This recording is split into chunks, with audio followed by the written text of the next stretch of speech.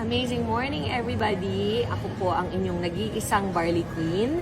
I would like to use this opportunity to tell everybody about the problems that we've been encountering recently. Marami na po talagang mga fake barley na lumalabas sa market.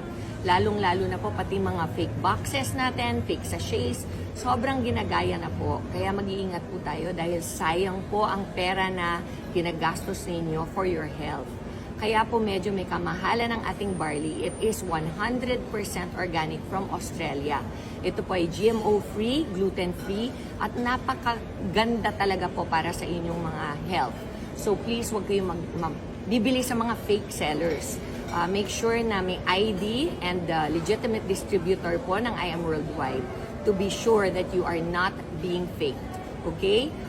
Thank you again, and remember, don't waste your money.